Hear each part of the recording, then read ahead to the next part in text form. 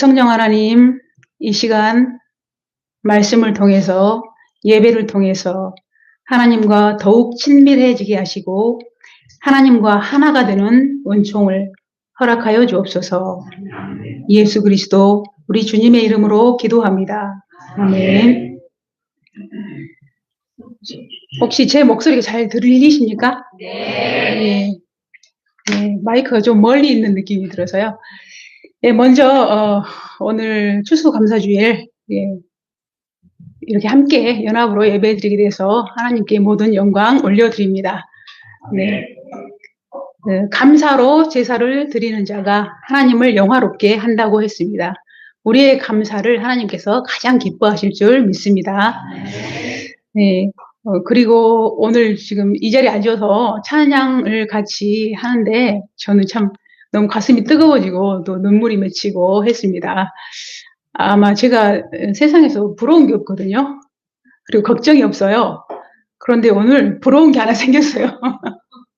네, 이 슬기교회가 이렇게 마음껏 찬양할 수 있고 이렇게 또 분위기가 따뜻하고 뜨겁고 이런 모든 것들이 너무나 부러웠습니다. 왜냐하면 저희 교회는 아파트에 있기 때문에 찬양을 하거나 피아노를 치거나 하면 윗집에서 쫓아오거든요. 그래서 이제 찬양을 윗집하고 딱 한 곡만 하기로 했어요. 그리고 그래서 조용히 찬양하고 기도도 조용히 합니다. 그래서 침묵기도 위주로 하고 찬양도 떼제 찬양 위주로 하고 조용히 예배를 드리고 있습니다. 그런데 오늘 이렇게 마음껏 찬양하시는 모습 보니까 너무 감격스럽고 은혜스럽습니다. 네, 정말 부러운 것이 하나 생겼어요. 네. 그래서 그리고 또 평소에 존경하는 우리 또 슬기교회 목사님과 또 천사 같은 성도님들 이렇게 만나 뵙게 돼서 너무 반갑습니다. 그리고 또 같이 연합해서 예배드리는 모든 연합교회 가족들에게 감사의 말씀 드립니다. 오늘은 추수감사주일인데요. 저는 그 추수감사주일은 이제 그 주제로 해서 설교를 해야 되겠지만 그것보다도 이미 여러분들의 가슴 속에 감사가 가득하리라 믿습니다. 저는 그래서 어떻게 하면 좀 진솔한 설교를 할 수 있을까 하다가 저희 들꽃 교회의 사역을 여러분들에게 좀 소개해 드리기로 했습니다. 네, 들꽃 교회 사역을 여러분도 잘 아시겠지만은 목사님께 많이 들어서 아시겠지만 설명을 좀 해드리고 싶습니다. 제가 포인트를 움직여 볼까요? 어디로 향해야 되죠?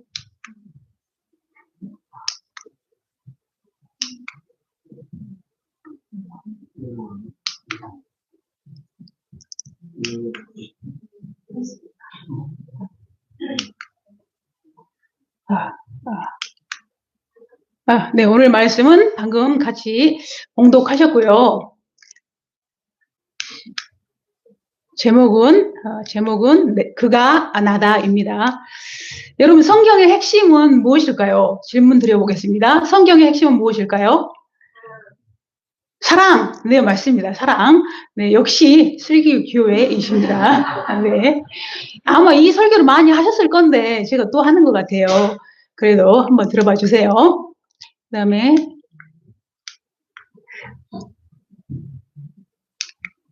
네, 성경에서 하나님께서 이제 사랑을 하고 했잖아요. 사랑을 하는데 어떻게 하라고 했냐면은 마태복음 22장 36절에 보면 마음을 다하고 내 목숨을 다하고 내 뜻을 다하여 주 너의 하나님을 사랑하라 하였습니다. 그리고 두 번째로는 내 이웃을 내 몸과 같이 사랑하여라 이렇게 말씀하셨습니다. 저는 이 말씀을 읽고서 이것이 바로 성경의 핵심이구나 깨닫게 되었어요. 왜냐하면 40절에 이 두 계명은 온 율법과 예언서의 본뜻이 담겨있다 이렇게 말씀하셨기 때문입니다. 여러분 성경의 핵심은 바로 하나님 사랑, 이웃 사랑입니다. 그렇다면 저는 고민이 생긴 거죠. 어떻게 하면 하나님을 마음을 다하고 목숨을 다하고 뜻을 다해서 사랑할 수 있을까? 어떻게 하면 내 이웃을 내 자신처럼 사랑할 수 있을까? 여기에 대해서 고민이 생겼어요. 도저히 되지 않는 거였습니다. 어떻게 남을 내 자신처럼 사랑하라는 말이지? 그리고 어떻게 하나님을 목숨을 다해서 뜻을 다해서 사랑하라는 말이지? 너무 어려웠어요. 그래서 고민하던 중에 만난 말씀이 바로 오늘 우리가 같이 봤던 마태복음 25장 40절 말씀입니다. 바로 25장 40절 여러분 같이 읽어보실까요? 내가 진실로 너희에게 이르노니 너희가 여기 내 형제 중에 지극히 작은 자 하나에게 한 것이 곧 내게 한 것입니다. 아멘. 네, 그렇습니다. 하나님을 사랑하는 것이 다른 것이 아니라 지극히 작은 자 하나에게 하나님을 대하듯 하면 된다는 거였죠. 그렇죠? 마태복음 25장 40절 지극히 작은 자에게 한 것이 곧 내게 한 것이다. 곧 예수님께 한 것이다. 곧 하나님께 한 것이다. 그런 의미입니다. 그렇다면 하나님 사랑과 이웃 사랑은 한 가지이죠. 지극히 작은 자에게 최선을 다해서 사랑을 하면 되는 것이죠. 그래서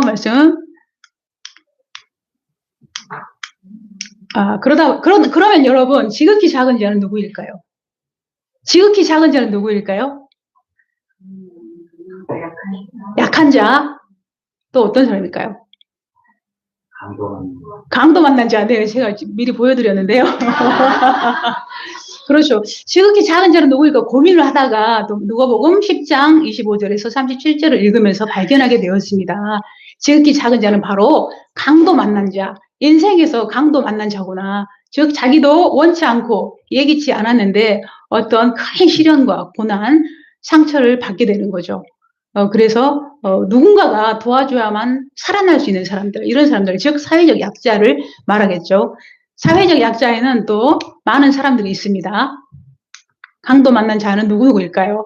주변에 보시면 노숙자도 있고 소년, 소녀 가장도 있고 독거 노인도 있고 장애인, 다문화 가정, 이주민 노동자 많은 사람들이 있습니다.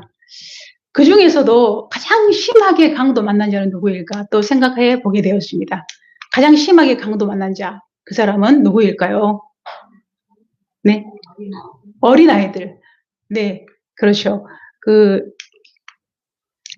엄마, 아빠로부터 버림받은 아이들.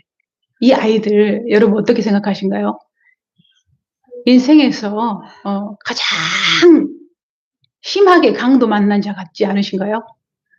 그렇죠. 여러분 다른 거 다 없어도 살아도 엄마 없이 살기는 너무 힘들어요. 이 세상이. 엄마 없이 산다는 것은 정말 상상조차 할 수 없는 아픔이죠. 그리고 그 엄마로부터 또 버림받았다는 이 사실, 이것은 아마 정말 우주처럼 큰 아픔일 겁니다. 그래서 저희 들꽃교회는 설립 동기를 이렇게 정했습니다. 너희가 여기 내 형제 중에 지극히 작은 자 하나에게 한 것이 곧 나에게 한 것이다 하신 예수님 말씀 따라 부모 없는 아이들의 정서적 가족이 되어 하나님 나라를 확장해 나간다. 그래서 들꽃교회 사역을 잠깐 소개해 드리겠습니다. 들꽃교회 이름의 의미, 그 다음에 아파트인 이유, 그 다음에 주요 사역으로 보육원 아이들 섬김과 자립준비 청년 섬김에 대해서 잠깐 소개하겠습니다. 먼저 들꽃교회의 의미는 아까 우리 찬양에도 나왔지만요. 들꽃이 어떻게 자라는가 살펴보아라. 이것은 공동 번역이거든요. 들꽃은 어떻게 자랍니까? 네. 어떤 수고도 노력도 길쌈도 하지 않지만 하나님께서 솔로몬보다도 더 아름답게 키워주시죠. 그래서 들꽃은 어디에 피었는지 아무도 몰라요. 그러나 그 들꽃은 누구를 의식하지 않고 누구와 비교하지 않고 자기만의 빛깔과 향기로 하나님께 영광을 돌립니다. 그리고 조용히 사라집니다. 네, 이런 의미에서 들꽃 교회라고 이름을 지었습니다.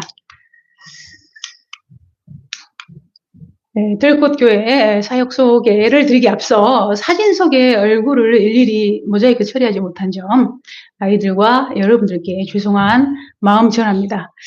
다른 눈이 아니라 하나님의 시선으로 봐주시기 바랍니다. 먼저 첫 예배를 저희가 4명이서 같이 예배 드렸어요. 여기에 같이 예배 드리신 분도 계신데 2016년에 예배를 드렸고요. 그때는 12평 투룸에서 작은 공간에서 드렸습니다. 이렇게 작았어요. 12평 투룸인데 앉으면 서로 무릎이 닿을 정도로 좁은 방이었었어요. 여기에서 저희가 이제 2016년에 9월에 첫 예배를 드리고 11월 17일 그때 추수감사주일이었어요. 그때 용진육아원에 가서 전체 아이들에게 저녁 식사를 대접했습니다. 그리고 그 후 같은 해 12월 25일에 아이들 1학년 아이들 4명 저희가 섬기기에 성도님들 숫자도 4명인데 아이들도 딱 4명이더라고요. 1학년들이. 그래서 그 아이들을 초대해서 이 아이들이 예수님이구나 하고 섬기기 시작했습니다. 그래서 이제 창립 예배도 노회정 모시고 저렇게 좁은 방에서 드렸고요. 그 다음에 저희가 이제 그 좁은 방에서 드리다가 약간 좀 더 넓은 공간이 필요해서 학원을 임대했습니다. 학원을 임대라기보다는 거의 무료로 사용했는데요. 학원은 금요일까지는 운영을 하고 토요일, 일요일은 비어있기 때문에 저희가 학원을 임대했습니다. 그래서 월세를 절감해서 아이들을 섬기기 위해서 학원에서 예배를 드렸습니다. 그러다가 이제 또 너무 좁아서 상가를 구해서 아이들을 섬기게 됐습니다. 이때는 좀 더 규모가 늘어서 아이들을 15명 정도 섬기게 되었습니다.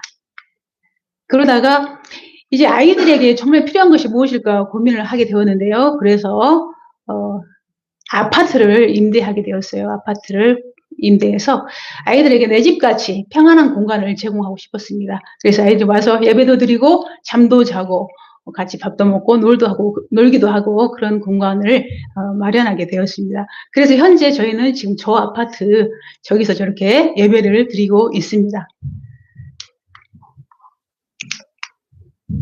네, 그러면 보육원 아이들 섬김 사역을 첫 번째로 소개해드리고 그다음에 자립준비 청년들 섬김 사역을 소개해드리겠습니다.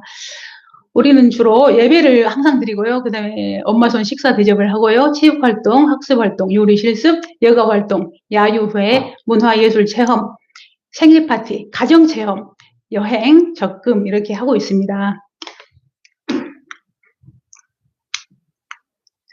이것은 예배 드린 모습이고요.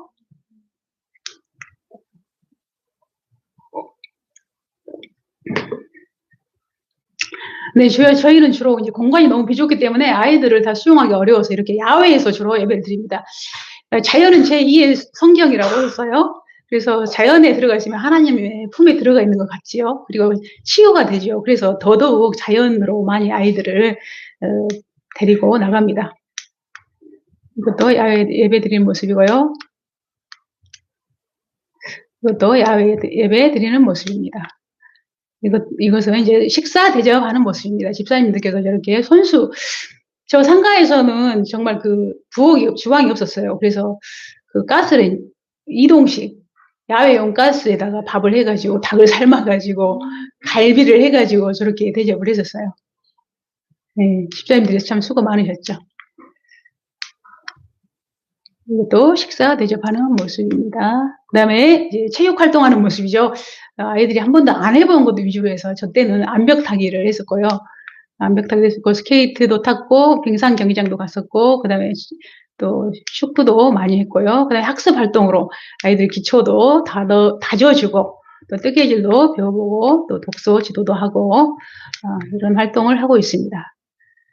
그 다음에 학습 활동으로 첨단과학박물관에서 또 이렇게 아이들 과학도 체험해보고요. 그 다음에 중간고사 대비해서 공부도 우리 집사님께서 가르쳐주고 있는 모습입니다. 그 다음에 요리 만들기. 이거는 저희 투룸에서 했던 요리 만드는 모습이고요. 이거 또띠아 피자 만드는 모습, 샌드위치 야외에서 만드는 모습이고요. 명절에 전 부치는 모습이고요. 네, 여가 활동으로 야외 수영장에서 아이들이 노는 모습입니다. 그리고 다슬기 잡는 모습, 눈썰매 타는 모습, 그리고 한평행도공원에서 소풍 즐기는 모습입니다. 그리고 야유회로 트램플린도 타고 숨바꼭질도 하고 학교 운동장에서 이렇게 체육대회도 하고 또 야외에서 레크레이션도 합니다. 그다음에 광주 박물관도 방문해보고 또 나무와 놀아보고 합니다. 그리고 자전거 타기, 아이들이 또 자전거를 타는 걸 되게 좋아해서 자전거를 많이 탔습니다. 그 다음에 여기는 문화예술 활동으로 아이들이 그림을 그리는 모습이고요. 또 영화 감상하는 모습입니다. 그 다음에 장기자랑으로 악기 연주하는 모습입니다. 그 다음에 생일 파티를 주로 좀 고급지게 하려고 하고 있어요. 왜냐하면 아이들이 이제 엄마 아빠가 안 계시기 때문에 엄마 아빠 된 심정으로 잘 챙겨주고 싶었고, 너희들 생일이 욥처럼 저주의 날이 아니라 하나님께서 이 땅에 사명을 가지고 보내신 귀한 날이다. 이런 의미로 생일 파티를 진지하게 좋은 곳에서 차려주려고 노력하고 있습니다. 네, 생일 파티 하는 모습이고요.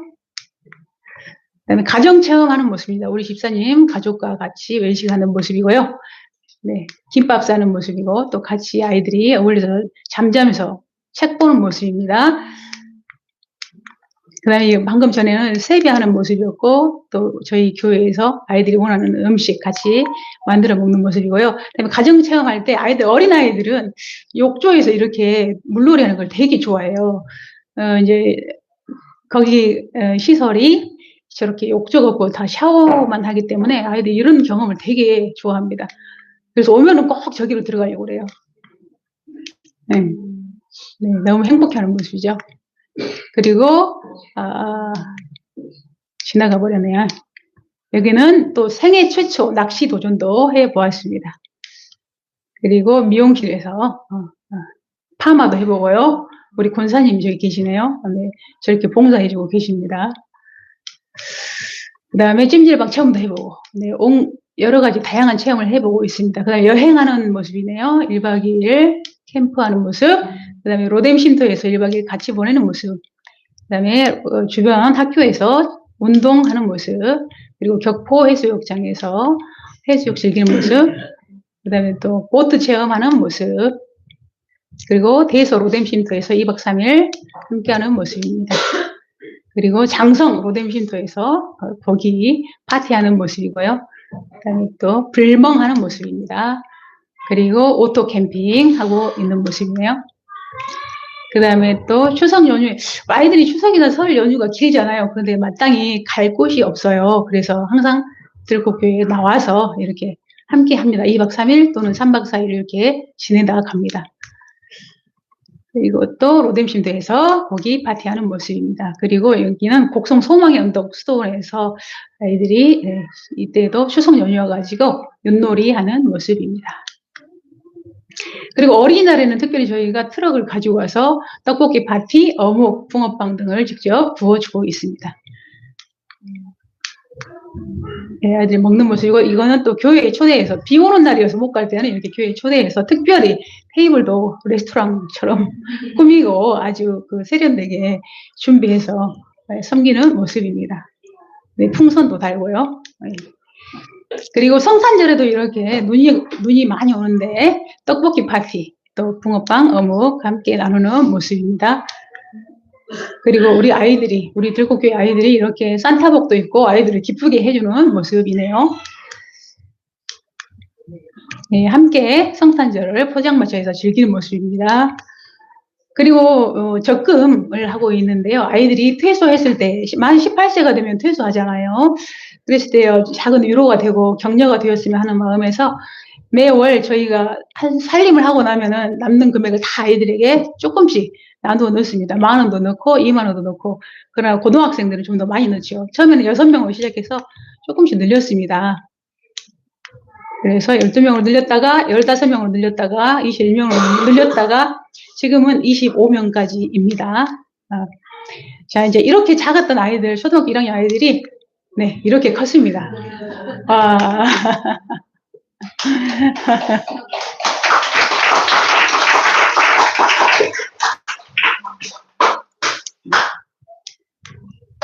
네, 그래서 이제 슬기교회 여전도회에 또 감사드리고 싶은데요. 여전도회에서 봉사활동을 해주셨잖아요. 잠깐 여기 사이에다가 사진을 몇 개 가져와 봤습니다. 네, 우리 집사님들, 권사님들, 우리 아이들에게 저렇게 걸게 음식을 장만해서 섬기는 모습입니다. 그리고 생일 파티 또 해주시는 모습이고요. 그다음에 또 다른 아이들 왔을 때도 저렇게 섬기는 모습이고요. 아이들이 떡볶이를 좋아해서 떡볶이를 그냥 한 솥단지씩 하셔가지고 여기 풍성하게 섬겼습니다. 네. 또 이번에 또 섬기는 모습이고요. 최근에 아이들 섬기는 모습입니다. 저 때는 우리 집사님들께서 오래오래 계시면서 9시 반까지 계시면서 되게 가실 생각을 안 하시더라고요. 아이들하고 대화 나누시면서 굉장히 좋은 시간이었어요. 그래서 아이들이 뭐라고 했냐면 그 슬기교회하고 들꽃교회하고 합쳤으면 좋겠다. 집사님들이 너무 좋으니까 그런 말씀을 했어요. 우리 집사님들도 너무 아이들이 좋아하는데 우리 교회 집사님들은 자기 시설에 이모들이었으면 좋겠다고 했거든요. 네. 그런데 이제 슬기교회 집사님들을 만나더니 슬기교회하고 합쳤으면 좋겠다. 이런 말씀을 했습니다. 네, 그리고 슬기교회에서 트럼플린도 탔고요. 또 이렇게 전에 슬기교회에서 청년께서 음악회를 하시고 수익금을 또 저희에게 보내주셔서 중학생, 고등학생들 입학 축하금으로 전달했습니다. 네, 너무 감사합니다. 그리고 또 교회연합에서 어린이 축구를 같이 했죠. 네, 그리고 자전거도 선물해 주셨고 또 2023년에 자립준비 청년들에게 반찬도 나누어 주셨고요. 또 자립 격려 적금 후원을 10명이나 해주십니다. 너무너무 감사드립니다. 그러면 이제 자립준비 청년에 대한 섬김에 대해서 잠깐만 보여드리겠습니다. 자립준비 청년들 언제 만났냐면 저 2006년 11월 9일 저기 지금 밑에 날짜가 적혀 있잖아요. 옛날 사진은 저렇게 연도가 나오고 날짜가 나와요. 보면 보이시나요? 2006년 11월 9일 이때 제가 꼬마 아이를 만났었고 다른 아이들도 만났었거든요. 저 꼬마 아이가 3살이었어요. 그리고 저희 집에 와서 이렇게 같이 뒹굴며 노는 모습인데요. 이제 얘들이 자립을 한 거예요. 자립을 해가지고 다 커가지고 퇴석을 한 겁니다. 그래서 이제 자립하기 전에도 간간히 만나서 이렇게 아이들에게 용돈도 전달하고 했습니다. 그래서 애들이 자립하기 전에 서울 투어도 했었고요. 남산이고 여기는 서울 광장시장, 여기는 경복궁에서 한복 체험도 했고요. 그 다음에 아이들이 2022년에 그때 아까 그 3살이던 아이들이 2022년에 퇴소를 했어요. 그래서 저희 집사님들과 함께 저녁을 대접하면서 퇴소 축하 파티를 했습니다. 그리고 이제 아이들과 같이 어울려서 들꽃교회에서 살기도 하고 하면서 시장도 같이 보고 네, 음식도 만들어 먹고 요리 실습도 하고 그 다음에 또 아이들이 스트레스 해소하기 위해서 볼링도 치고요. 그 다음에 자전거도 타고 하는 모습, 또 스케이트 타는 모습, 불멍하는 모습, 그리고 바닷가에서 낭만을 즐기는 모습입니다. 그리고 설 연휴에는 이렇게 아이들과 같이 윷놀이도 하면서 2박 3일 같이 보내는 모습입니다. 그리고 야유회에 나가서 또 아이들이 운동하는 모습입니다. 그리고 지리산 뱀사골도 같이 가봤고요. 또 생일 파티도 이렇게 교회에서 하고요. 네. 이거는 수다. 아이들이 모여서 지금 이 친구들이 자립준비 청년들이에요. 그래서 수다 떨고 또 저기서 교회에서 방 다 나눠가지고 한 7명씩 자기도 하고 그렇게 하고 있습니다. 여기는 10월 29일 이태원 참사 현장 방문한 모습이고요. 여기는 또 해수욕장에서 파도 타기 하는 모습입니다. 그다음에 아이들이 해운대를 안 가봤다 그래서 해운대를 한번 같이 간 적이 있었고요. 그다음에 이거는 이제 광주에 대학교가 있잖아요. 그래서 그중에 기독 교수님 모임들이 있어요. 여기 사모님도 아마 기독 교수 모임이신 것 같아요. 그래서 사모님을 통해서 기독 교수님을 알게 됐어요. 그래서 기독 교수님하고 학생들과 멘토 연결을 하게 됐습니다. 그래서 왼쪽은 광주대 교수님이시고 오른쪽은 조선대 교수님이시고 우리 아이들과 같이 대화하는 모습입니다. 그리고 여기는 우리 교회에 와서 같이 또 대화 나누는 모습입니다. 교수님들하고. 그래서 대학 생활을 잘 적응할 수 있도록 하는 프로그램입니다. 네. 그리고 자립준비 청년들을 응원해 주시는 교회 연합, 동행하는 교회, 성안교회, 고백교회, 슬기교회에 진심으로 감사의 말씀 드립니다. 여기는 교회 연합에서 제주도를 2박 3일 여행했던 모습인데요. 여기 보면은 고백교회 목사님 계시고 성안비전교회 목사님도 계시네요. 우리 아이들이 함께 있고요.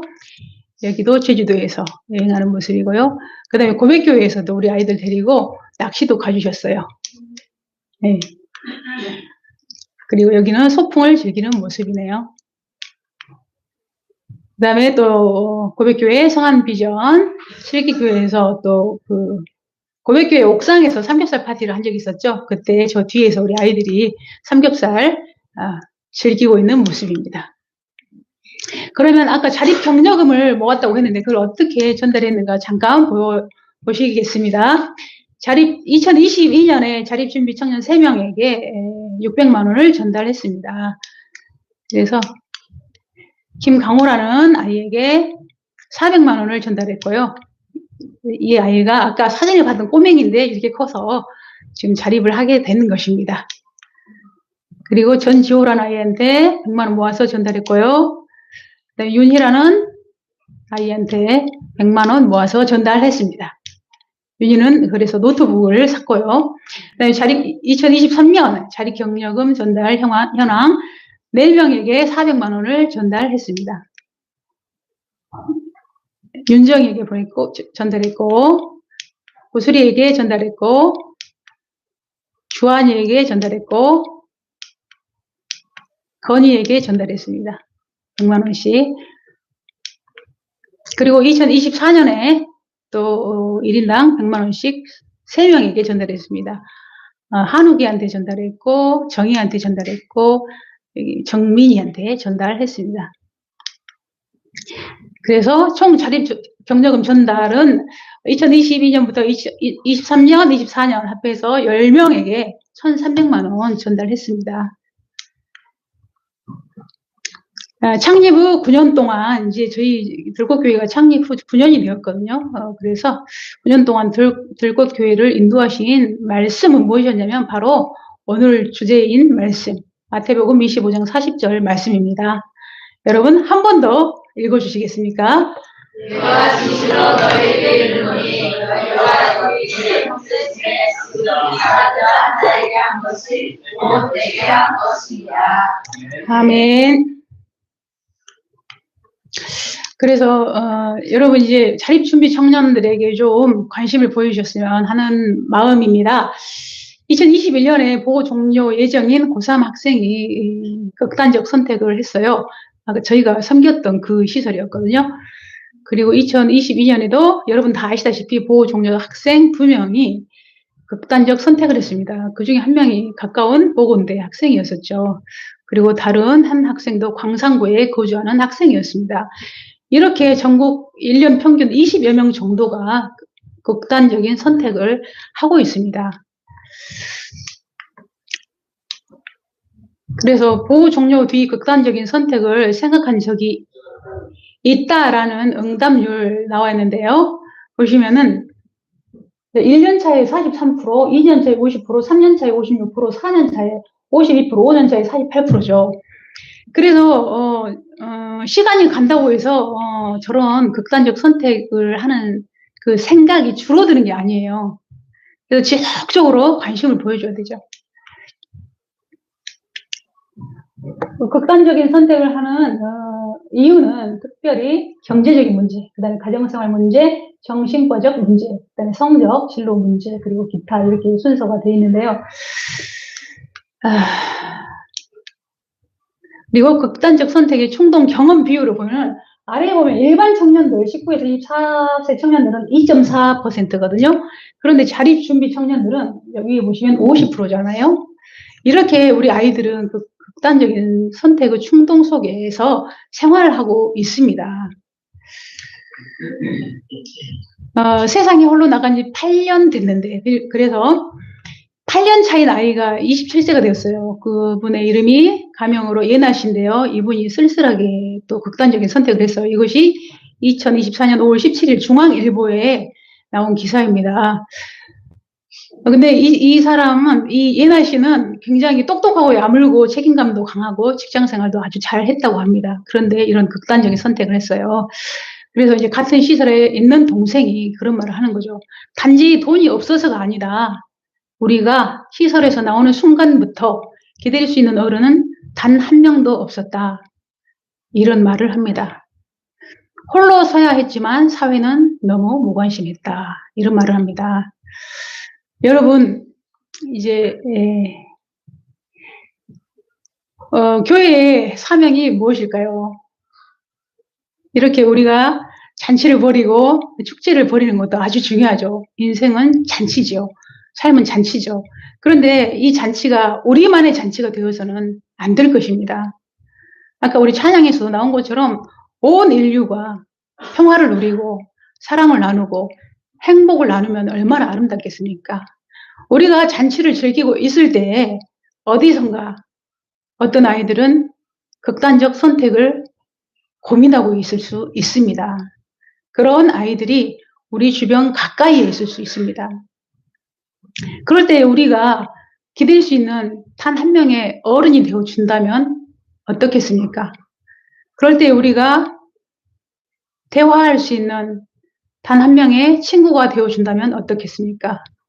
그 아이들의 인생은 달라질 것입니다.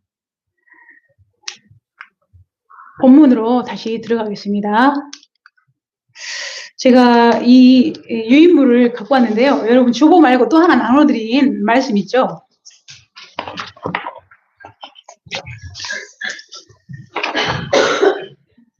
한번 같이 보실까요?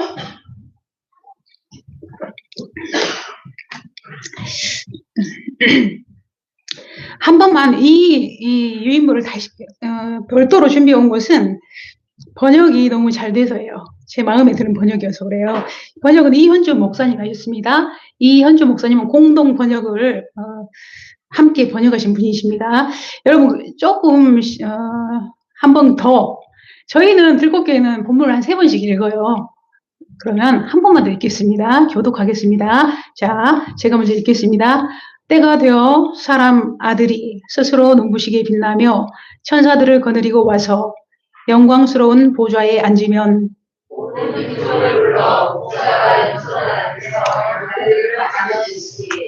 그들을 가려 양은 오른편에 두고 염소는 왼편에 둘 것이요.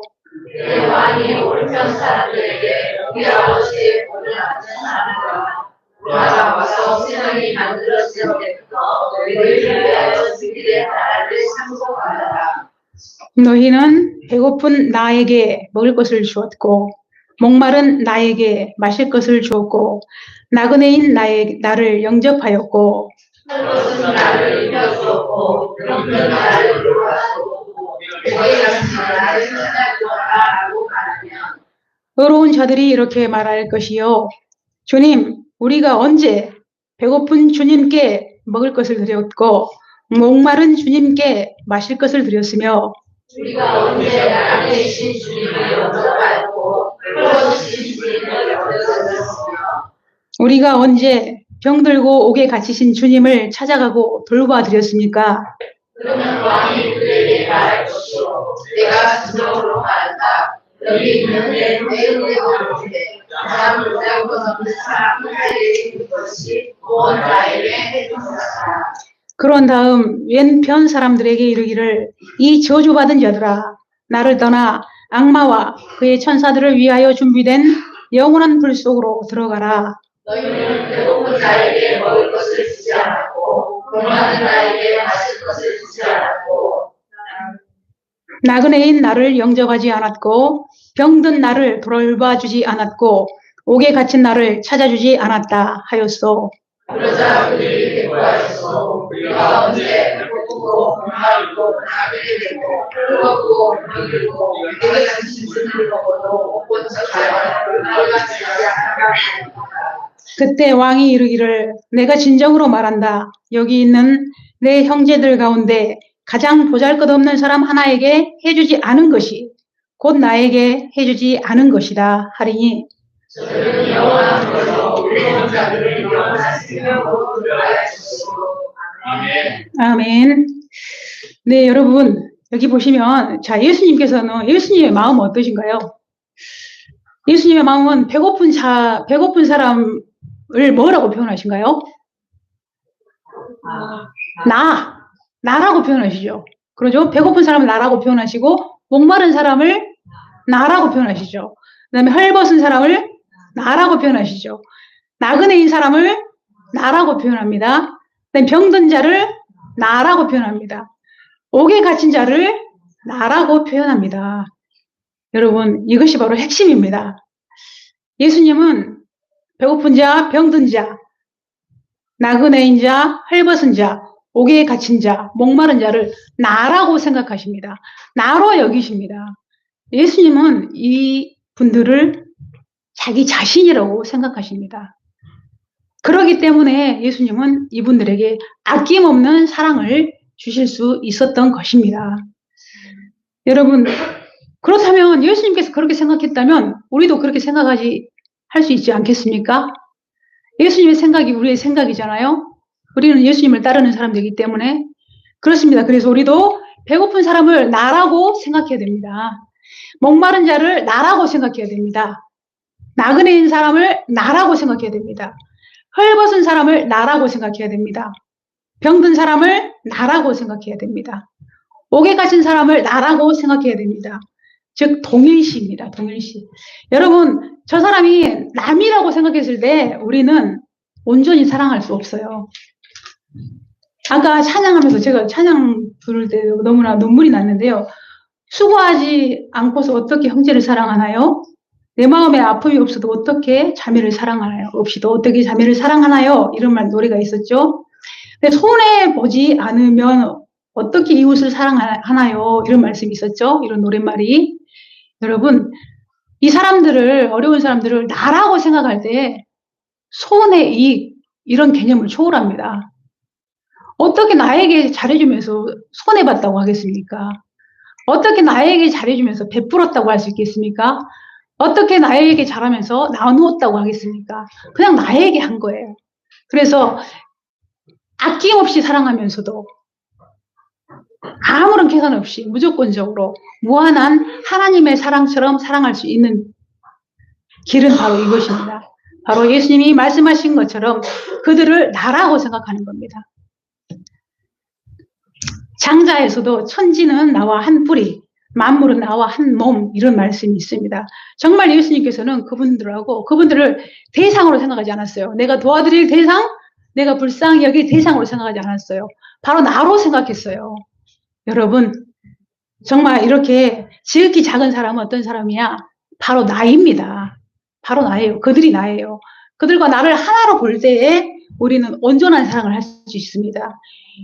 그들과 나를 하나로 볼 때에 우리는 그 사람들을 통해서 하나님의 사랑을 조건 없이 무한하게 끝없이 나눌 수 있습니다. 그러면서 우리는 축복받은 인생을 살 수 있습니다. 그래서 34절에 오른편에 있는 사람들에게는 복을 받은 사람이라고 했습니다. 이런 사람들은 영원한 생명을 주시겠다고 했습니다. 여러분, 영원한 생명은 저는 다른 것이 아니라고 생각합니다. 우리말로 참된 삶이라고 생각합니다. 참된 삶. 예수님을 만나면 우리는 참된 삶을 살 수가 있습니다.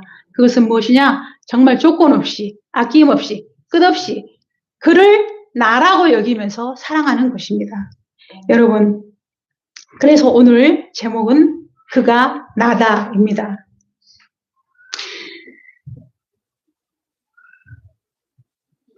모든 이웃을, 특별히 어려운 형편에 있는 이웃을 예수님처럼 나 자신이라고 생각하고 사랑합시다. 이것이 바로 하나님을 사랑하고 이웃을 사랑하는 영원한 생명의 삶입니다. 이런 삶을 누리시는 우리 모두가 되기를 주님의 이름으로 축원합니다. 아멘. 잠시 침묵하겠습니다.